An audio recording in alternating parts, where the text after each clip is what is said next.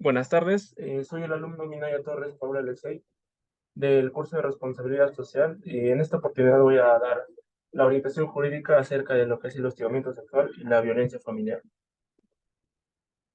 Bien, vamos a hablar acerca del hostigamiento sexual, que tiene como concepto que es una forma de violencia que se configura a través de una conducta de naturaleza o connotación sexual o sexista no deseada por la persona contra la que se dirige, que puede crear un ambiente intimidario, hostil o humillante, o que puede afectar a la actividad o situación laboral, docente, formativa o de cualquier otra índole.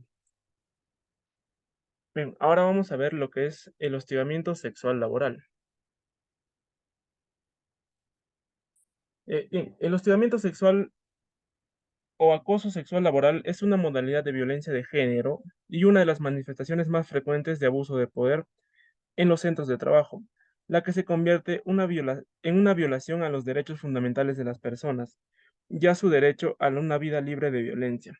Bien, mediante, mediante el decreto legislativo número 1410 del año 2018, se incorporaron en el Código Penal peruano los artículos que beneficiarían a las personas agraviadas por las nuevas modalidades de delitos, como lo son la difusión de imágenes, o materiales audiovisuales o audios con contenido sexual, hostigamiento sexual, chantaje sexual, entre otros.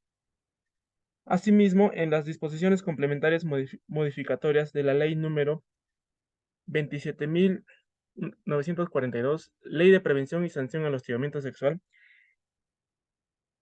se modificaron los artículos 4, 6, 8, 12, 13, 16 y 22 de dicho artículo.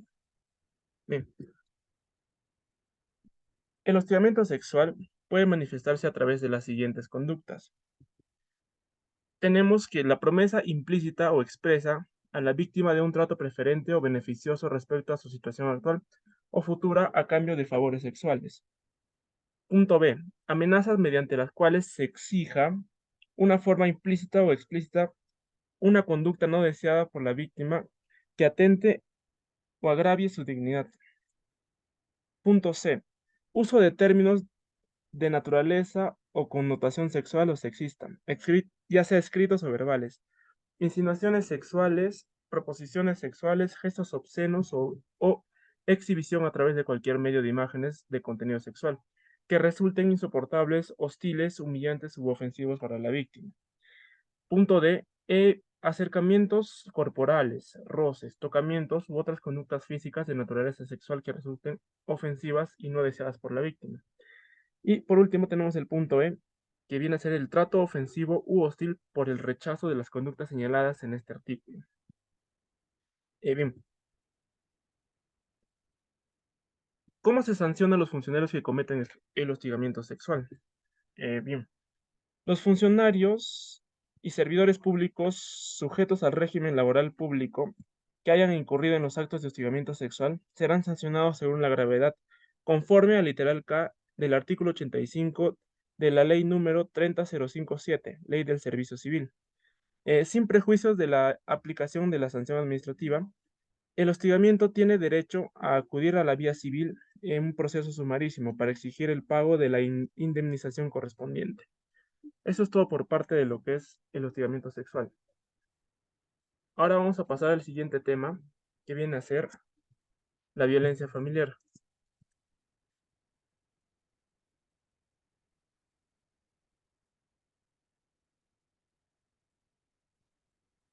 Bien, derechos de la mujer frente a la violencia familiar. Eh, ¿Qué es la violencia familiar según la ley 3036-4? Bien, la violencia contra cualquier integrante del grupo familiar es cualquier acción o conducta que le cause muerte, daño o sufrimiento físico, sexual o psicológico, y que se produce en el contexto de una relación de responsabilidad, confianza o poder de parte de un integrante u otro del grupo familiar. ¿Qué tipo de violencia predomina en el Perú? Bien, entre las formas de violencia destaca la violencia psicológica y o verbal, que esto abarca el 58.9%, que es la agresión a través de palabras, injurias, calumnias, gritos, insultos, desprecio, burlas, ironías, situaciones de control, humillaciones, amenazas y otras acciones que para, para minar su autoestima. ¿Cómo afecta la violencia en el Perú? Bien, la violencia en el Perú genera en las personas ansiedad, depresión, baja autoestima, entre otros otros trastornos en las sobrevivientes e impacta negativamente en sus familias y comunidades. Además, ocasiona la pérdida económica significativa, tanto para las víctimas como para el Estado. Esto en el Perú es un problema cotidiano y altamente prevalente.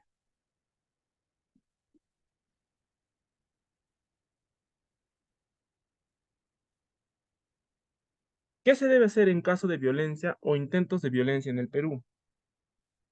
Bien, tenemos la línea 100, que esta línea nos brinda información, orientación, consejería y soporte emocional en lenguas quechua, aymara y castellano. Esto es para las personas que vienen a ser afectadas por hechos de violencia contra las mujeres y con los integrantes del grupo familiar o que conozcan un caso. Bien, ¿cuánto es la pena por violencia familiar en el Perú? La violencia contra las mujeres y los integrantes del grupo familiar, en especial menores de edad, personas adultas y con discapacidad, serán sancionadas con penas de cárcel de 5 a 10 años. En los casos más graves, además, los policías y fiscales deberán atender y resolver las denuncias de agresión en un plazo no mayor de 72 horas, debiendo ser condenados a prisión por omisión de funciones. Y por último, ¿cómo podemos prevenir la violencia en el Perú? Eh, bien, tenemos 6 actividades para prevenir la violencia contra la mujer. Punto número 1, que sería escucha a las víctimas. Punto número 2, educar a las comunidades y a los familiares. Punto número 3, exigir respuestas y servicios adecuados para las víctimas. Punto 4, reconocer las señales de violencia. Punto 5, crear un plan de intervención. Y punto 6, donar a una ONG que luche contra la violencia de la mujer. Bien, esto es todo por parte mía y muchas gracias a ustedes.